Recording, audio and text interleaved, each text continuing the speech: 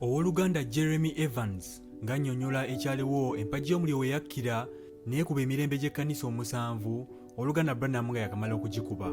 Mukama akwe nnyo omukisa ng'owuliriza.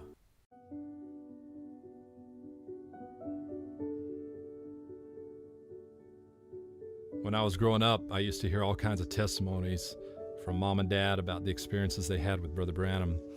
Bwe nnali nkula, nawulira buli kika kya bujulizi okuva eri mama ne taata obukwatagana n'obumanyirivu bwe baalina n'owooluganda Branham. One that kind of stuck out to me was when that light appeared on the back wall of the tabernacle.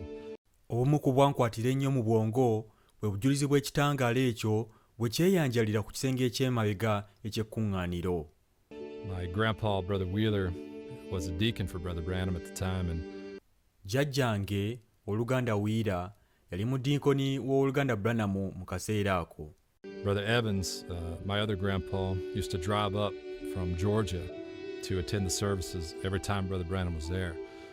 Jjajjange omulala owooluganda Evans yavuganga okuva e Georgia n'ajja okwetaba mu lukuŋŋaana buli mulundi owooluganda Branham we yabeererangawo.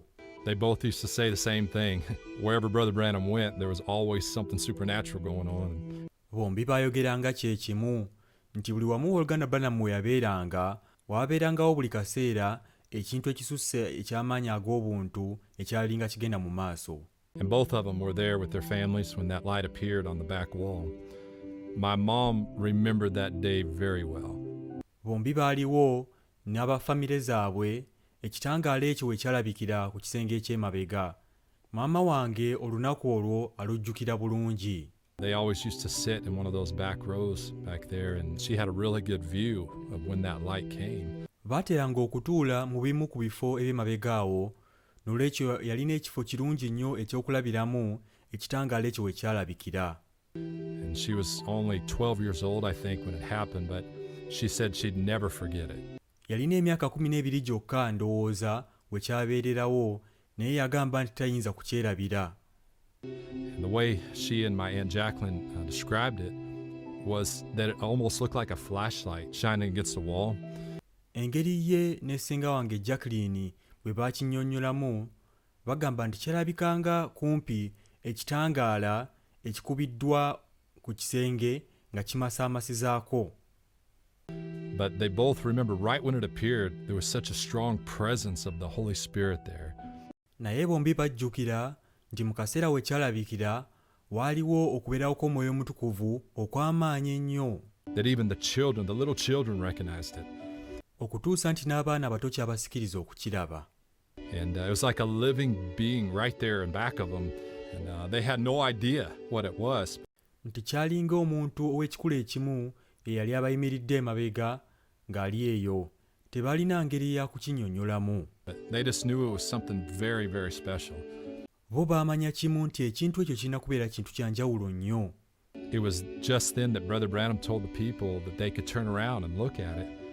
Era kyali mu kaseera ako kennyini owooluganda Branham yagambira abantu nti muyinza okukyuka ne mukitunuulira. And Mom said that people just started rejoicing.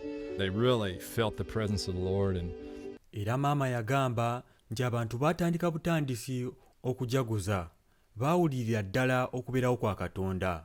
Brother Branham said, "Don't be afraid of that. It's just a reflection of the light that's up here at the platform." Owooluganda Branham yagamba nti ekyo temukyeraliikirira, kifaananyi bufaananyi eky'ekitangaala ekiri wano ku kadaala. And as he was speaking, she just watched it come in and then fade out and then come in and then fade out again, and drawing each one of those moon phases of the church ages. Era ng'owooluganda Branham bw'ayogera, maama yeekaliriza ekitangaala ekyo nga bwe kijja ne kyaka ennyo, nga bwe kyatiikirira ne kikendeera ne kyatiikirira ne kikendeera, nga kikuba buli gumu ku mitendera gy'omwezi egy'emirembe gy'ekkanisa omusanvu. Jjukira owooluganda Branham yali akubye emitendera gy'omwezi omusanvu ng'alaga ekitangaala n'ekizikiza bwe bibadde nga okuyita mu mirembe omusanvu egy'ekkanisa. She could never find the right words to describe the feeling she had, but she would just say, teyasobola kufuna bigambo bimala kunnyonnyola ngeri gye yawuliramu mu kaseera ako. The presence of that being was just the greatest blessing you could ever be around, you could ever imagine. okubeerawo kw'ekintu ekyo gwe gwali omukisa ogusinga okubeera ogw'ekitalo gwe wandyesemberezza oba gwe wandirowoozezzaako. And no one knew what to say, no one knew what to do. Everyone was just kind of stunned and staring at it and started screaming and crying. And nga mpaawo amanyi kyakwogera, mpaawo amanyi ekyokukola. Buli omu yayimirira buyimirizaawo ng'akyekaliriza maaso, era abantu ne batandika okuleekaana nga bwe bakaaba. she said there was just a presence that was so powerful and so anointed. Yagamba bugambi nti waliwo okubeerawo nga kwa maanyi nnyo era nga kwa mafuta nnyo. She said it just almost started getting hazy in the room, like Brother Brown talks about. Yagamba nti kumpi ekisenge kyonna kyatandika okujjulamu engeri y'olufu ng'oluganda Branham bw'akyogerako. And after that light cycled through each church age, it started going up the wall. Era ekitangaala ekyo nga kimaze okukuba buli gumu ku mirembe egyo omusanvu egy'ekkanisa kyatandika okwambuka ekisenge. And she said it was really strange because as it went up and it got to the ceiling, it never reflected off the ceiling, but actually went up into the ceiling. Era kyali kyewuunyisa nnyo kubanga ekitangaala ekyo bwe kyali kyambuka ekisenge okugenda ku siiringi, bwe kyatuuka ku siiringi tekyemulisa oba kutangalira ku siiringi wabula kyayitamu buyisi. Brother Branham just kept preaching on. He saw those things all the time. It wasn't nothing strange to him at all. Owooluganda Branham yagenda bugenzi maaso ng'abuulira, yalabanga ebintu ebyo buli kaseera, tekyali kintu kipya nakatono gy'ali. Grandpa told us that a day or two after it happened, he and I think it was Brother Hickerson and I think Brother Mann went back to the tabernacle just to try to reproduce any kind of a light to shine on the back wall like it did. Jjajja musajja yaŋŋamba nti nga wayiseewo olunaku lumu oba bbiri, ye n'oluganda ndowooza Hickerson oba Mann baddayo ku tabanako ne batandika okuteerako amataala balabe oba waliwo ettaala esobola okukuba ekitangaala ng'ekyo ku kisenge eky'emabega. Just to prove it was from the Lord. Nga baagala kukakasa bukakasa nti kiri kyava eri Katonda. They tried everything, but couldn't reproduce it. Baagezaako buli kimu, naye tebaasobola kufuna kitangaala nga kiri ekyali kibaddewo luli. It was truly just as Brother Branham said it was. It was the pillar of fire. Mazima ddala kyali, era ddala ng'oluganda Branham bwe yayogera, yali mpagi y'omuliro. Who drew those church ages just to vindicate what God's prophet said was true. Yali mpagi y'omuliro ye yakuba emirembe omusanvu egyo egy'ekkanisa okukakasa obukakasa nti ekyo nnabbi wa Katonda kye yali ayogedde gaali mazima. I just think it's so neat because we hear all kinds of Bible stories growing up about Noah and Moses and Joshua and the Lord Jesus. Nze nga nze ndowooza kijja bulungi nnyo kubanga nga tukula tuwulira engero nnyingi nnyo ku Nuuwa ne ku Musa ne Yoswa ne ku Mukama waffe Yesu Kristo. But as kids, we got to hear so much more than that. Naye ng'abato tulina okuwulira ebisingawo ku ebyo. About what the Lord is doing in our day. Ku ebyo Mukama byali okukola mu nnaku zaffe.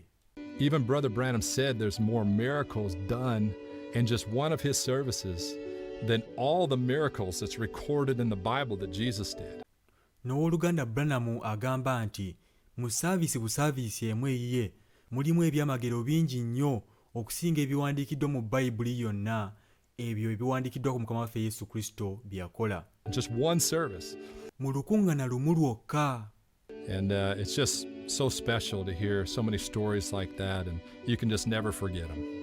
Kale kyanjawulo nnyo okuwulira emboozi ng'ezo, toyinza kuzeerabira n'akatono.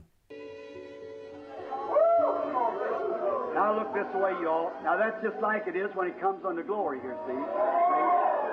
It's a light where you're moving here, see? Now look, it's just a reflection.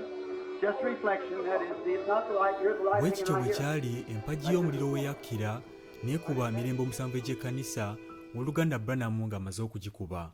Mukama Yesu abawe nnyo omukisa.